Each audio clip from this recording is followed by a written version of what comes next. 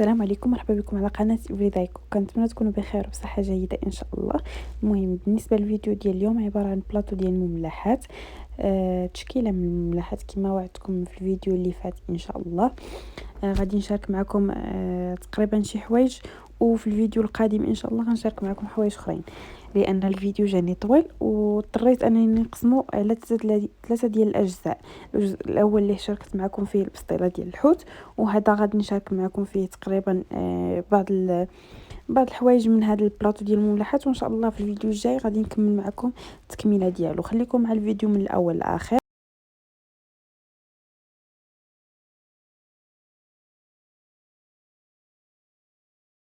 المهم بسم الله على بركه الله. غنبداو باول حاجه اللي هي دي ميني برجر، اللي غنشارك معكم غير العجين فقط لان العماره فايته شاركتها معكم وحاجه سهله. يعني عندي هنا تقريبا واحد 2 كيسان كبار ديال العنبه ديال الدقيق الفورس او الدقيق الابيض، مغربل مزيان، دقيق ممتاز من الاحسن باش يجيونا لي ميني برجر ديالنا زوينين.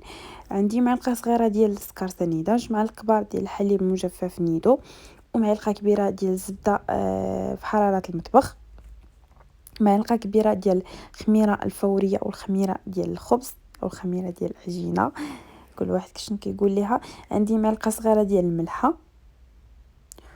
وغادي نخلطو هادشي بالماء دافئ. غادي نجمعوا العجين حتى نحصلوا على عجين رطب، ما يكونش كيتلصق في اليد، ومن بعد غادي نغطيوه بالسلوفه ونخليوه يرتاح تقريبا واحد 15 ديال الدقائق غير يختمر لينا العجين.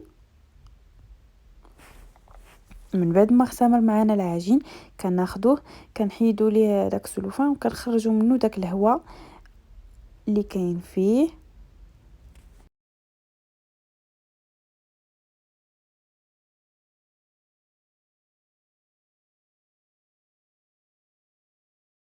المهم هنايا حربلت العجينه ديالي وقطعتها ديال مورسو صغار باش نشكل الكويرات على هذا الشكل. بالنسبه للوزن ديال هاد الكويرات ما يفوتوش 23 غرام باش يجيونا صغيورين، حيت مازال كيتنفخوا معنا في الفران. المهم غنشكلهم كاملين على هذا الشكل. بالنسبه لداك التقطاع كيسهل معنا اننا نشكلوا دوك الكويرات باش كيجيونا مساويين. بعد ما ساليت الكويرات ديالي كيجيو على هذا الشكل، تقريبا كيكونوا صغر من البيض. عندي هنايا تقريبا واحد البيضه مطربه مع شويه ديال الخل، عندي سميده رقيقه والفورس رطب، وعندي تما واحد الخليط ديال ما بين الزنجلان والبافو. المهم خليط اللي بغيتو ديروه، الزنجلان بوحدو ولا اللي عندكم توفر. انا اختاريت انني نشكل كل وحده نديرها بشكل، وكنغطس الكويره ديالي في البيض، من بعد في الزنجلان ولا في دقيق الفورس ولا في السميده الرقيقه، ومن بعد كنحطوهم في الطاوه اللي غادي ندخلوها للفرن. كيدخلوا للفرن ما يعادل 150 درجه من الفوق ومن التحت عليهم الحراره. كيطيبوا تقريبا ما كاملاش 10 دقائق دغيا. كندخلوهم للفران كما قلت لكم. بالنسبه عندي هنايا بيتزا ديال الزرع، الدقيق ديال الزرع. غادي ندوزو ان شاء الله باش نوريكم المقادير اللي غادي نحتاجو ليها.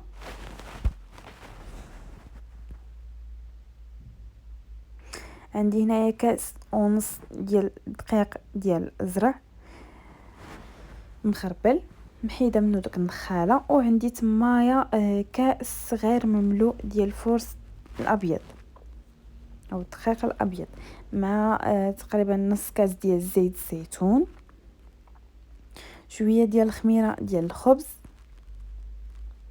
عندكم ميزانكم على حسب على حسب الحراره. اذا كانت الحراره غادي نديرو غير واحد شويه، كان شويه الحل البارد كنكثروا من الخميره.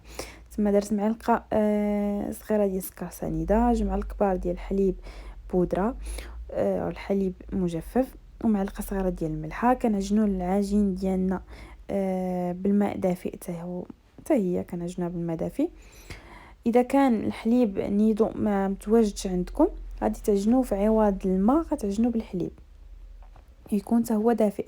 كنجمع العجين ديالي ما كتعجنش هاد البيتزا، غير كنجمعوها كما كتشاهدوا، غير جمعتها و كنخليها على جنب، كنغطيها بسلوفه. بالنسبه لهنايا بامكانكم ديروا حتى الزعتر، راني نسيتو ما وريتوش لكم الزعتر، كتحكوه حتى هو وكتضيفوه ليها.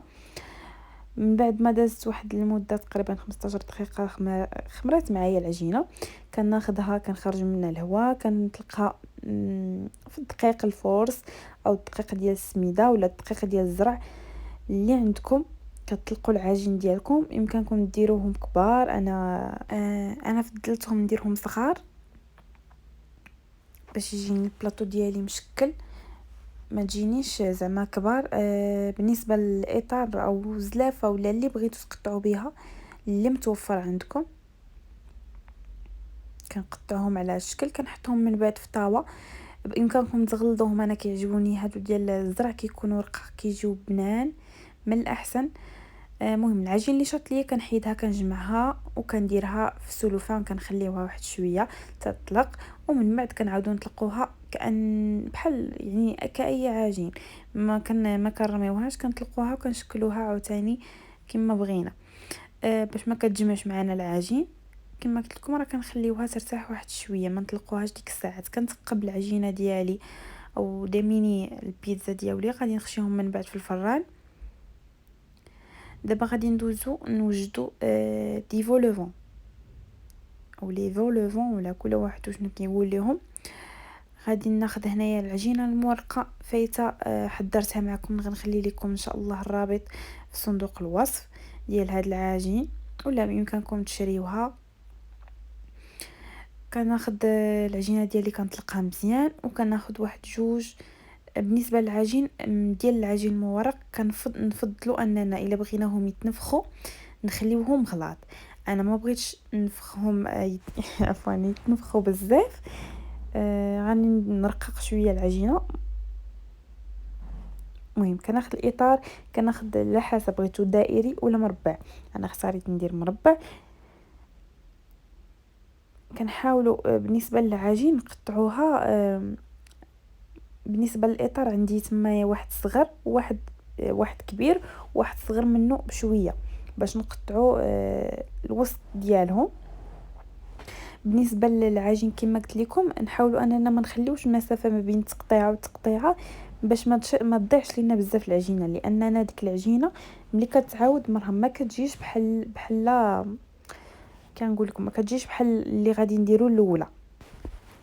المهم كنحيد داك العجين كما كتشاهدوا، ما كنجمعهاش، كنحط وحده فوق وحده وحده فوق وحده، وكمن بعد كنجمعهم وكنديرهم في سلوفه وندخلهم الثلاجه ترتاحوا واحد شويه، وعاد نعاود نطلقهم نشكلهم كما بغيت. هنايا كناخذ البيضه ديالي المطربه، عندي تما وحده مقطعه من الوسط والاخرى لا، يعني التحتانيه كتكون ما مقطعاش واللي الفوق منها كتكون مقطعه من الوسط. بامكانكم ديروا 3 طبقات، طبقه اللي لتحت كتكون مربعه واللي فوق منها تكون حتى هي مقطعه من الوسط. بامكانكم ديروا جوج طبقات باش تجيكم عاليه الا بغيتوا، انا ما بغيتهمش عاليين. هنايا كنثقبهم شويه من الوسط باش ما يتنفخوش لينا في ديك البلاصه اللي بغينا نعمرو، وكندهنوا الوجه ديالهم بالبيض، ما كنقيسوش الجناب باش تطلع معنا العجينه. غادي ندوزو دابا نحضروا عاوتاني لي شوصون بالعجينه المورقه حتى هما.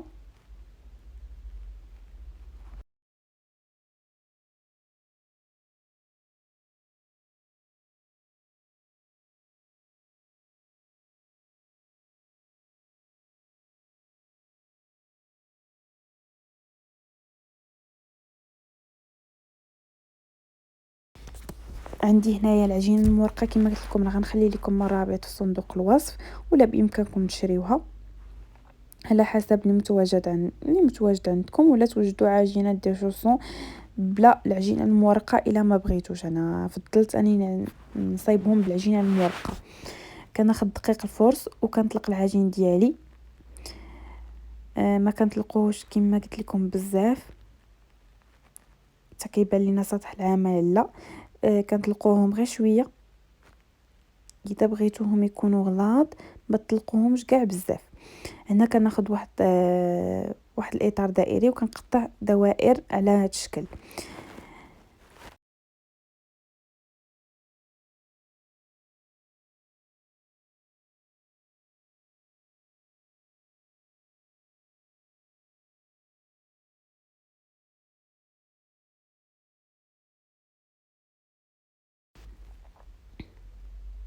من هنا بعد ما غادي نكمل التقطاع ديال هاد الدوائر. كناخذ العجين كما قلت لكم راه كنحطها واحد على واحد، يعني عجينه على عجينه، ما كنجمعوهاش. ومن بعد كنديرها في سلوفه وندخلها للثلاجه بما نسالي هادشي، وكنعاود نشكلها. راه كما قلت لكم راه العجين اللي قطعنا دابا الاولى ما كتجيش بحال هذه اللي جمعنا، يعني ما كتنفخش معنا بزاف. كنعاود نحاول نبسط شويه داك العجينه ديالي، وكندوز البيض في الجناب ديال العجينه، وما نحاولوا ما نوصلوش لداك يعني يهبط لينا البيض على برا. كنستعملوا شي شيته اللي تكون صغيره ونشكلوا وندوزو عليها هكا بالبيض، وما نخرجوش على برا. بالنسبه للحشمه ماشي مشكل واخا تخرج معانا، كنحيدوها وكنضغطوا على بهذا الشكل. كنجمعوا العجين، راه الفيديو موضح فيه كل شيء. كنضغطوا بالاصابع ديالنا، وكناخذ واحد السكين هذا اختياري يمكنكم تشكلوا به داك كيجي بحال هكا داك شكل الوريضات. كناخذوا الظهر ديالو كنبداو راه المهم الفيديو موضح، كتبقاو تدخلوا داك العجينه لداخل. ونكمل معكم على هذا الشكل. بالنسبه للحشوه اللي ما شاركتش معكم، يمكنكم ديروا اي حشوه متواجده عندكم، صدر الدجاج مقطع ولا المهم اللي بغيتو.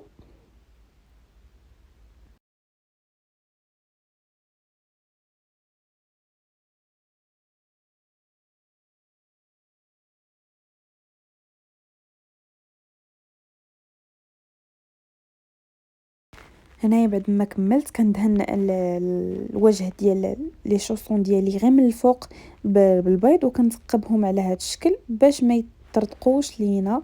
هذه من الاحسن تقبوهم يا تقبه يا جوج تقبات باش ما يتنفخوش معاكم. هنايا التزيين كيبقى اختياري، بانكم تخليوهم هكا. كان درت لهم شويه ديال الزنجلان مع البافو او الخشخاش، وكندخلوهم الفران. من الاحسن هذا ديال العجين المورقه يكون الفران سخون وندخلوهم.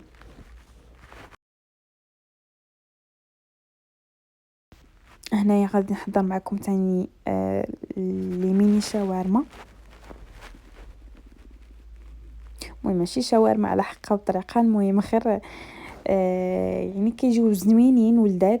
عندي هنايا تقريبا واحد 200 غرام ديال بيبي اللي مقطع على داك الشكل، يكون شويه طروفه كبار باش يبان لينا. عندي معلقه صغيره ديال التحميره والفلفل الاحمر، معلقه صغيره ديال البزار غير مملوءه او الفلفل الاسود، معلقه صغيره ديال السكينجبير او الزنجبيل، كركم معلقه صغيره حتى هو مع مرينش دوك معلق صغار، توم بودره واحد شويه حتى هي مع تقريبا نص معلقه، وشويه ديال الهريسه كيجيو بالهريسه بنان. عندي شويه ديال الصوجا او صوص صويا، شويه ديال الربيع مقطع ما بين المعدنوس والقزبر. كنخلط هذا الشيء وكندير واحد شويه ديال الملحه ماشي بزاف، واحد شويه ديال الموطارد.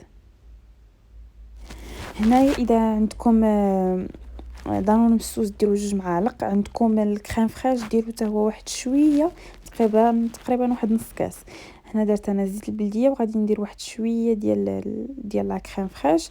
راه ما بانش تحيد ليا داك المقطع. غنخلط هذا الشيء وغادي نديرو فوق عافيه مهيله مع التحريك.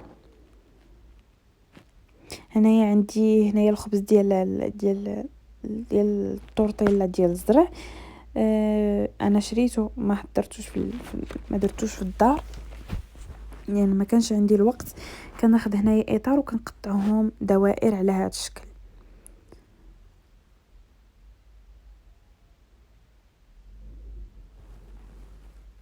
من بعد كنحط دوك الدوائر على جنب. عندي هنايا ها هو الدجاج ديالي او بيبي عفوا اللي كيجي على هذا الشكل.